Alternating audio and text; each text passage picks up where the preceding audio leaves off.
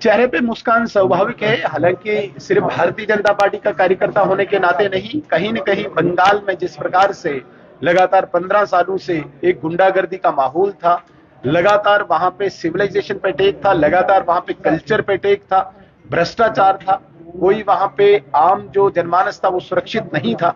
बंगाल के लोग वहां पे चाहते थे कि इलेक्शन कमीशन ऑफ इंडिया की तरफ से उनको कोई विश्वास मिले, उनको पोस्ट इलेक्शन कोई नुकसान नहीं होगा, कोई अटैक नहीं होगा।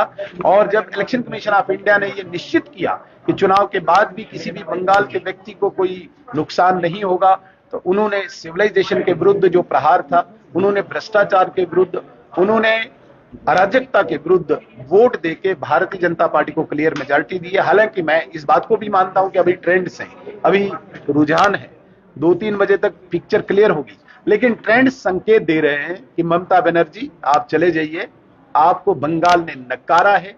जो दादागिरी आपने यहाँ पे आपके कार्यकर्ताओं ने की थी, जो अपीजमेंट की थी, जो आपने तुष्टीकरण की नीति अपनाई थी, उसको बंगाल के लोगों ने नकारा है। ये संकेत रुझानों में है और क्लियर पिक्चर होते होते भी यही आपको सिद्ध हो जाएगा कि वहां पे भारतीय जनता पार्टी क्लियर मेजॉरिटी में सरकार बनाएगी।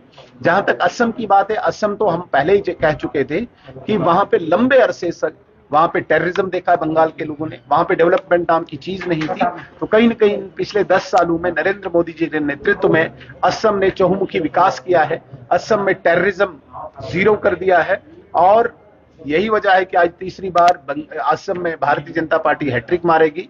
और मुझे लगता है कि पहली बार 2016 और 2021 के अनुपात में भारतीय जनता पार्टी और ज्यादा आंकड़ा छुएगी और 2/3 मेजॉरिटी से भारतीय जनता पार्टी असम में सरकार बनाएगी। पुडुचेरी में ऑलरेडी भारतीय जनता पार्टी का अच्छा जनाधार था और वहां पे भी क्लियर मेजॉरिटी देखने को मिलती है। केरलम में हमारा वोट परसेंटेज बढ़ा है।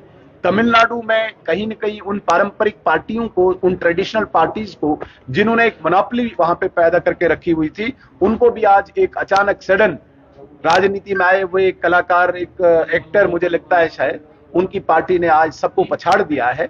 तो ये संकेत है भारत एक नई दिशा पे चल पड़ा है, नई राजनीति की दिशा पे चल पड़ा है, जिसमें जिस भी राज्य में भारतीय जनता पार्टी की सरकार है उस राज्य में पुनः भारतीय जनता पार्टी की सरकार बनती है। कहीं पे भी एंटी इनकम्बेंसी नहीं है, आंकड़ा ऊपर जा रहा है, नई दिशा पे भारत चल पड़ा है। कोई तुष्टीकरण भारत में नहीं होगी, विकास होगा, भारत सुदृढ़ होगा, सशक्त होगा, श्रेष्ठ होगा।